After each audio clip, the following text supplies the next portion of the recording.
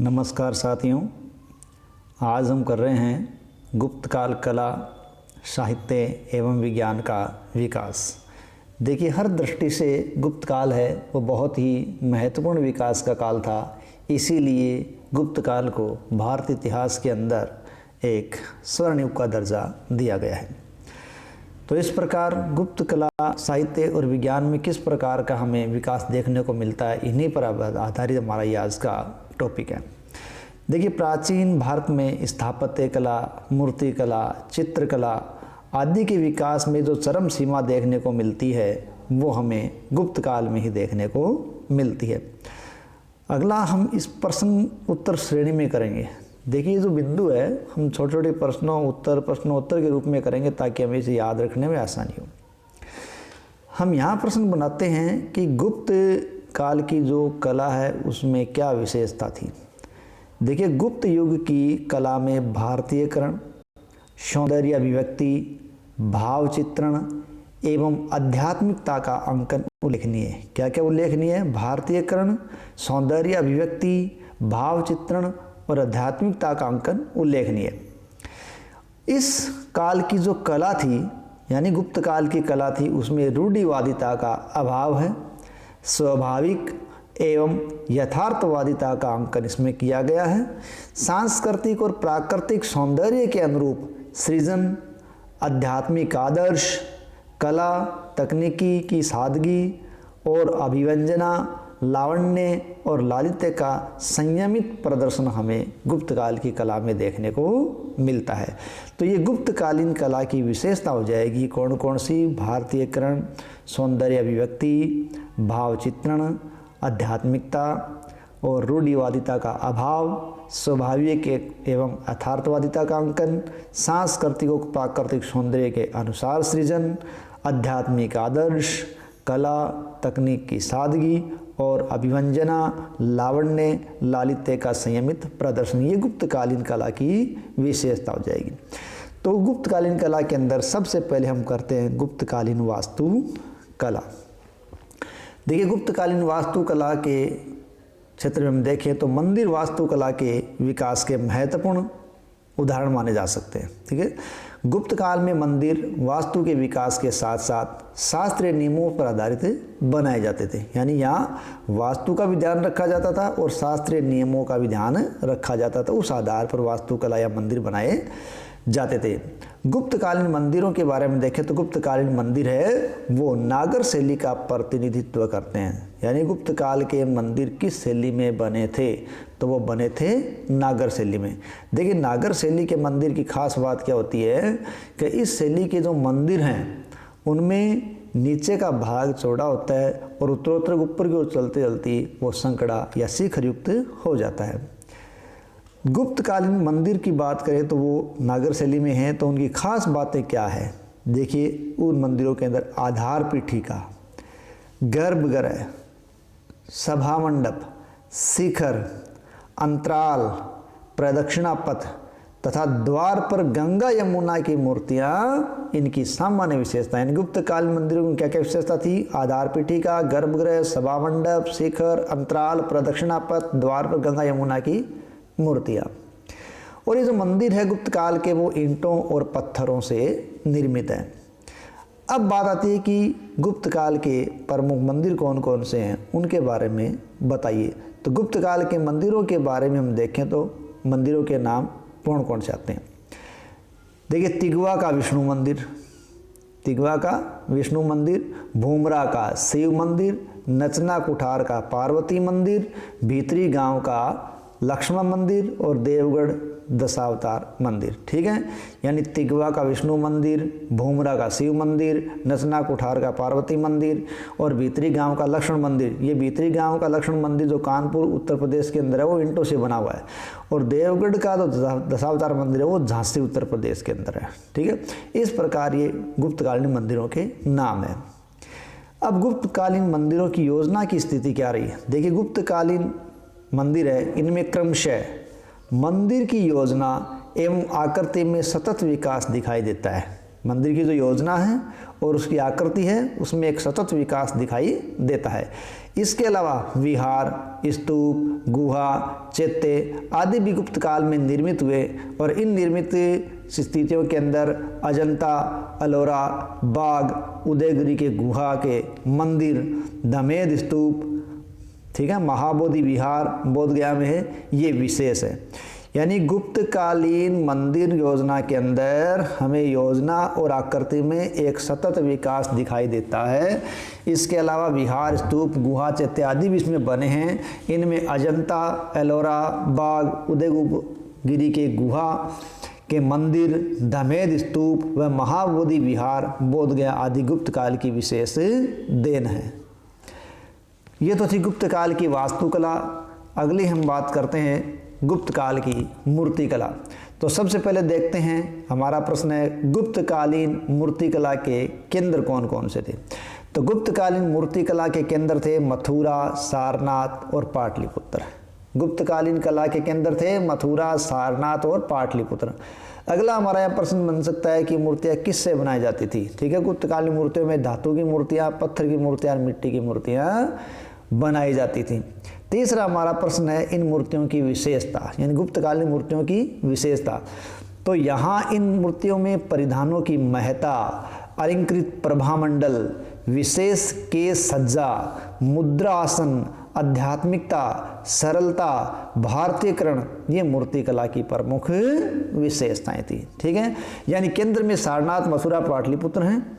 धातु, पत्थर, मिट्टी से बनाई जाती हैं और विशेषताओं के अंदर परिधानों की महत्ता, अलंकृत प्रभामंडल, विशेष केश सज्जा, मुद्रा आसन, आध्यात्मिकता, सरलता व भारतीयकरण इन मूर्तिकला की विशेषताएं मानी गई है। प्रतिमा निर्माण है वो शास्त्रीय नियमों के अनुसार होता था। जैसा ऊपर हमने वास्तुकला में पढ़ा है, मंदिर निर्माण में भी वो शास्त्रीय नियमों का इस्तेमाल किया करते थे। अब गुप्तकालीन मूर्तियाँ कौन कौन सी है, इनकी बात करें। देखो, गुप्तकालीन मूर्तियों के अंदर सुल्तानगंज की बुद्ध की मूर्ति, मथुरा से प्राप्त महावीर की मूर्ति, देवगढ़ व मथुरा की विष्णु मूर्ति, एरण व उदयगिरी की वराह की मूर्तियाँ, ठीक है, मूर्ति कला के विशेष उदाहरण हैं। इसके अलावा, ठीक है, शिव के जो अर्धनारीश्वर की रचना है वो भी गुप्त काल के अंदर मानी गई है। यानी कौन कौन से हैं, यानी इस समय की मूर्तियों के अंदर सुल्तानगंज की बुद्ध मूर्ति है, मथुरा से प्राप्त महावीर की मूर्ति है, देवगढ़ व मथुरा की विष्णु मूर्ति है, एरण व उदयगिरी की वराह मूर्तियां हैं और साथ ही साथ इस समय शिव के अर्धनारीश्वर की कल्पना भी की गई थी। ये गुप्तकालीन मूर्तियों की विशेषता है।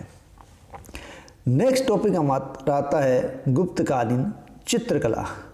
ठीक है, देखिए गुप्तकाल है वो चित्रकला के रूप में भी एक अपना विशेष स्थान रखता है और गुप्तकालीन चित्रकला का जो सर्वोत्कृष्ट उदाहरण है वो हमें अजंता, ग्वालियर की बाघ गुफाओं में देखने को मिलता है। गुप्त काल की कला का हमें उदाहरण कहाँ देखना पड़ेगा, तो वो अजंता और ग्वालियर की बाघ गुफा मध्य प्रदेश से देखना पड़ता है।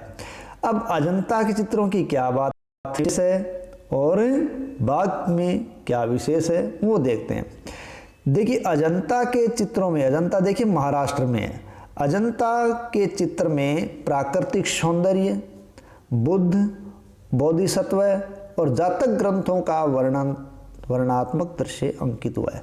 यानी जातक अजंता की गुफाओं के अंदर किस प्रकार की चित्र हैं, तो वहाँ अजंता के चित्रों के अंदर प्राकृतिक सौंदर्य का अंकन है, बुद्ध और बोधिसत्व का अंकन है, जातक ग्रंथों के वर्णनात्मक दृश्यों का अंकन वहाँ किया गया। जातक ग्रंथ है जो बुद्ध के पूर्व जन्म की कथाओं से संबंधित है, तो उनका अंकन हमें अजंता में देखने को मिलता है। इनमें सुंदर कल्पना, रंगों की प्रभा, रेखाओं का लालित्य, विषय वस्तु की विविधता, अभिव्यक्ति से संपन्नता, अभिव्यंजना के कौशल के कारण अजंता के चित्र अद्वितीय हैं। यानी अजंता के चित्र अद्वितीय क्यों हैं, क्योंकि सुंदर कल्पना है, रंगों की प्रभा है, रेखाओं का लालित्य, विषय वस्तु की विविधता, अभिव्यक्ति से संपन्नता व अभिव्यंजना के कौशल के कारण अजंता के चित्र अद्वितीय है। अब मानते हैं गुफा के संख्या के आधार पर क्या विशेष है, यानी गुफा नंबर 16 की विशेषता बताओ। गुफा नंबर 16 के अंदर उत्कीर्ण मरणासन राजकुमारी का चित्र, अवलोकितेश्वर का चित्र, यशोधरा और राहुल के चित्र विशेष रूप से प्रसिद्ध है। यानी मरणासन राजकुमारी का चित्र, अवलोकितेश्वर चित्र, यशोधरा और राहुल के चित्र ये किस गुफा संख्या में है? तो गुफा नंबर 16 के अंदर ये अंकित है। अब गुफा नंबर 17 की विशेषता बताइए। देखो, अजंता की गुफा नंबर 17 है, उस अजंता की गुफा को चित्रशाला कहा गया। यानी किस गुफा नंबर को चित्रशाला कहते हैं? तो गुफा नंबर 17 के चित्र को। अब इस गुफा में ऐसा क्या है? देखो, गुफा नंबर 17 में माता और शिशु का चित्र सर्वोत्कृष्ट है। ठीक है, ये अजंता महाराष्ट्र की गुफाएं हैं। अब बाघ की गुफाएं देखिए, बाघ ग्वालियर की गुफाएं वो मध्य प्रदेश के अंदर है और बाघ में 9 गुफाएं मिली है। अब बाघ की गुफाओं की क्या विशेषता है? देखिए, बाघ की भित्ति चित्र लौकिक जीवन से जुड़े हुए हैं। ध्यान रखें, हमने ऊपर पढ़ा है कि जो अजंता की चित्र है उसमें प्राकृतिक सौंदर्य, बुद्ध, बोधिसत्व, जातक ग्रंथों के चित्रण है। ठीक है, और वहीं हम जब बाघ की गुफाओं की बात करें तो भित्ति चित्र है वो लौकिक जीवन से जुड़े हुए हैं। किस जीवन से जुड़े? लौकिक जीवन से, जो तात्कालिक वेशभूषा, केश विन्यास, प्रसाधन आदि की जानकारी देते हैं। और यहाँ हमें संगीत और नृत्य आदि के दृश्यों का एक प्रसिद्ध चित्र भी मिलता है। कहाँ से मिलता है? संगीत नृत्यों का दृश्य बाघ की गुफाओं से मिलता है। ठीक है, संगीत, नाटक, अभिनय कला और नृत्य कला की अद्वितीय उन्नति इस काल में हुई थी और समुद्रगुप्त का वीणा बजाते हुए सिक्कों पर अंकन किया जाना वो समुद्रगुप्त की संगीत प्रेम स्थिति को दर्शाता है। ठीक है, तो ये था चित्रकला। ठीक है, अब है गुप्तकालीन साहित्य। देखिए, गुप्तकालीन साहित्य का भी एक अद्वितीय स्थान है प्राचीन भारतीय इतिहास के अंदर। गुप्त काल में साहित्य का अद्भुत विकास हुआ। साहित्य में संस्कृत भाषा और जटिल अलंकारिक शैली का विकास हुआ है। प्रयाग प्रशस्ति और मेहरौली प्रशस्ति में रचना के रूप में हमें ये भाषा और ये साहित्य देखने को मिलता है। इसके अलावा गुप्त काल के अंदर कई रचनाएं लिखी गई, जिनमें प्रमुख रचनाएं हैं भास ने स्वपनवासवदता की रचना की, शूद्रक ने मृच्छकटिकम की रचना की, विशाखदत्त ने मुद्रा राक्षस की रचना की, कालिदास ने अभिज्ञान शाकुंतलम की रचना की। ये सभी नाटक हैं वो सुखांत नाटक है। ठीक है, कौन कौन से?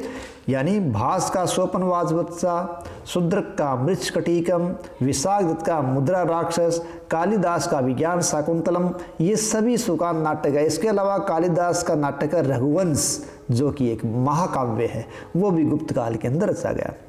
इसके अलावा पुराणों, स्मृतियों, रामायण, महाभारत आदि ग्रंथों को जो अंतिम रूप दिया गया, जिस वर्तमान रूप में हम इनको प्राप्त कर रहे हैं वो अंतिम रूप गुप्त काल में ही दिया गया।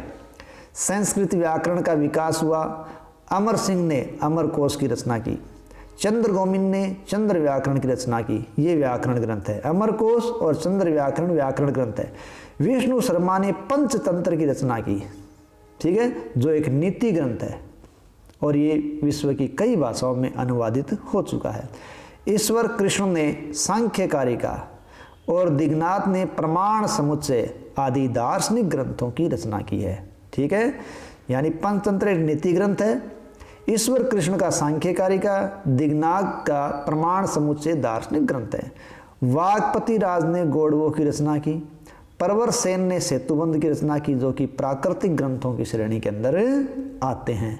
इस प्रकार गुप्त युग में लौकिक साहित्य का बाहुल्य था। अब है गुप्त काल में हिंदू विधियों का संकलन। गुप्त काल में मनुस्मृति स्मृति के आधार पर ही कई अन्य स्मृतियों का कानून का संकलन हुआ और ये अन्य स्मृतियाँ कौन सी है? नारद स्मृति, बृहस्पति स्मृति, कात्यायन स्मृति, याज्ञवल्क्य स्मृति आदि कानून का संकलन हुआ। इनमें याज्ञवल्क्य के जो स्मृति है वो व्यवहारिक दृष्टि से उपयोगी है। याज्ञवल्क्य की स्मृति के अंदर धर्म, वर्ण, आश्रम, विधि, समाज, प्रायश्चित, राज्यशास्त्र आदि का उल्लेख किया गया है। यानी याज्ञवल्क्य की स्मृति के अंदर धर्म, वर्ण, आश्रम, विधि, समाज, प्रायश्चित, राज्यशास्त्र आदि का उल्लेख हुआ है। नारद स्मृति के अंदर व्यवहार व न्यायिक विचार आए हैं। न्याय, विचार और व्यवहार नारद स्मृति के अंदर दिए गए हैं।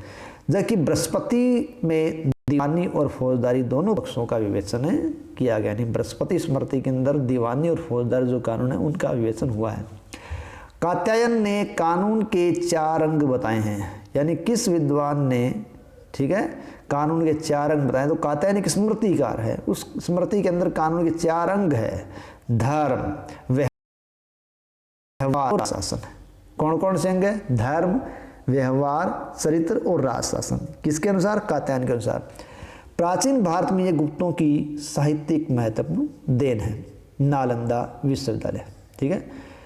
देखिए, नालंदा विश्वविद्यालय है वो भारत का प्रमुख शिक्षा केंद्र था और गुप्त सम्राट कुमारगुप्त ने संभवतः इसका निर्माण करवाया था। और कुमारगुप्त के समय ये अपनी पराकाष्ठा पर भी था। गुप्त और पूर्व मध्य काल में इसकी ख्याति बहुत ज़्यादा थी। देश विदेश से छात्र यहाँ पढ़ने के लिए आया करते थे और जिनका प्रवेश है वो एक परीक्षा के माध्यम से होता था जो उपदा परीक्षण कहलाती थी। यहाँ लगभग 10,000 छात्र और शिक्षक थे। यहाँ पर धर्म, विज्ञान, उद्योग, तर्क आदि की शिक्षा दी जाती थी। यहाँ एक पुस्तकालय भी था। यानी नालंदा विश्वविद्यालय की स्थापना किसने की? कुमारगुप्त ने की थी, ठीक है। यहाँ लगभग कितने छात्र और शिक्षक थे? 10,000 छात्र शिक्षक थे। यहाँ किसकी शिक्षा दी जाती थी? धर्म, विज्ञान, उद्योग, तर्क आदि की शिक्षा दी जाती थी, ठीक है।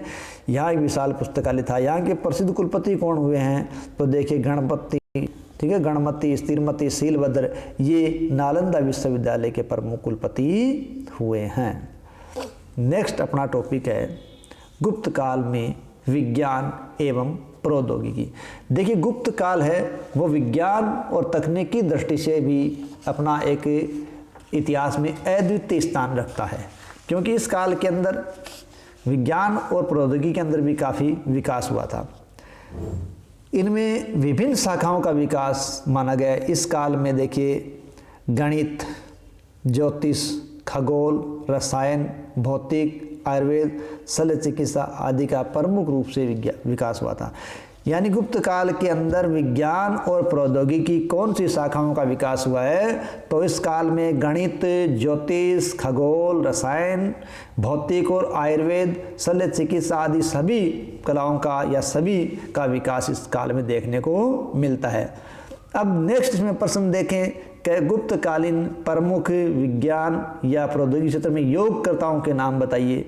तो इस काल के अंदर जो व्यक्ति हैं उनमें आर्यभट्ट, ठीक है, भास्कर प्रथम, वराहमिहिर, ठीक है, ब्रह्मगुप्त, इसके अलावा वाघभट्ट, ठीक है, कणाद, पालकाप्य, धन्वंतरी, ये सभी महान विभूतियां हैं, वो गुप्त काल की विभूतियां हुई है, ठीक है।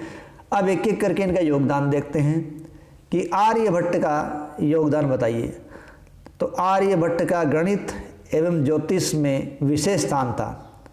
आर्यभट्ट ने 10 गीति का तंत्र, ठीक है, आर्यभट्टीय, आर्याष्ट शतक आदि ग्रंथों की रचना की थी, ठीक है।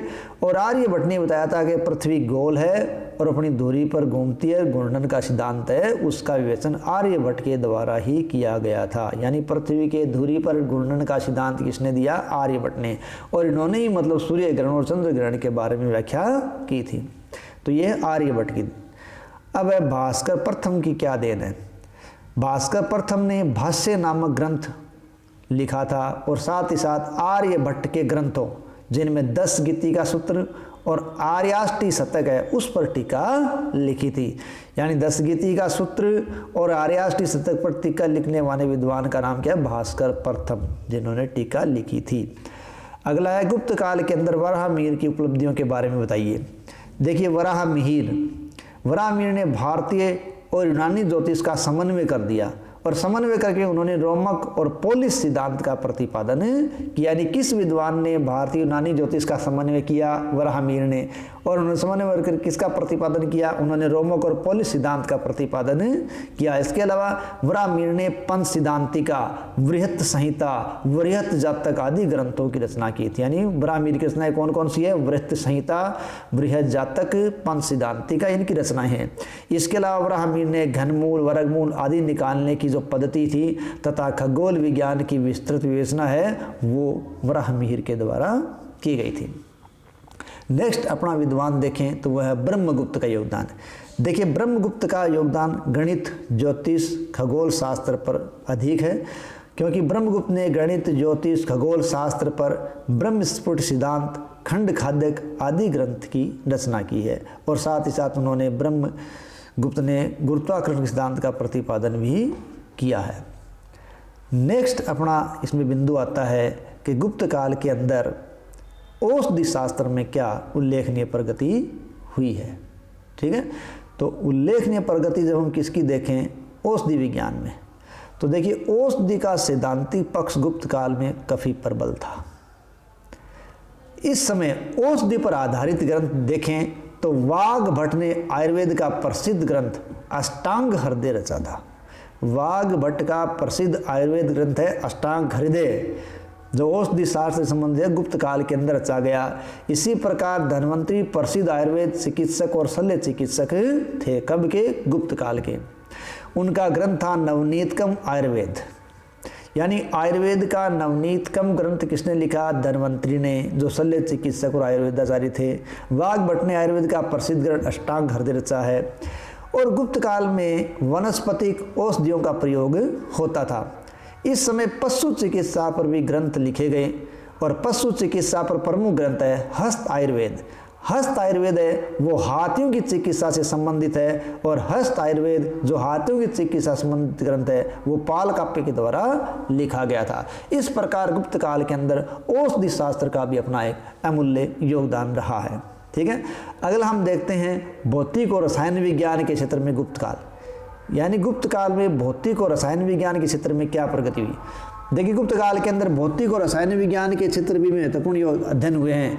इस समय कणाद ऋषि ने गुप्त काल में वैशेषिक दर्शन और अणु सिद्धांत का प्रतिपादन किया। कणाद ने बताया था कि कण के द्वारा ही संपूर्ण सृष्टि है उसका निर्माण हुआ है। तो अणु सिद्धांत या वैशेषिक दर्शन का सिद्धांत वो गुप्त काल में किसने दिया? कणाद ने। इसके अलावा नागार्जुन है, उन्होंने रसायन तथा धातु विज्ञान के विद्वान के रूप में अपने आप को प्रतिस्थापित किया। और नागार्जुन ने बताया कि सोना, चांदी आदि खनिज पदार्थों का इस्तेमाल करके हम रोगों को निवारण कर सकते हैं। ठीक है, साथ ही साथ नागार्जुन ने पारद का आविष्कार भी किया। यानी किस विद्वान ने धातुओं के द्वारा रोगों के निदान के बारे में बताया था? वो थे नागार्जुन। इसके अलावा कणों के द्वारा सृष्टि निर्माण के बारे में बताया था कणाद। तो ये भौतिक और रसायन के क्षेत्र में इनकी प्रमुख देन है। तकनीकी दृष्टि से हम बात करें, देखो तकनीकी का विशेष ज्ञान है श्रेणियों के पास था।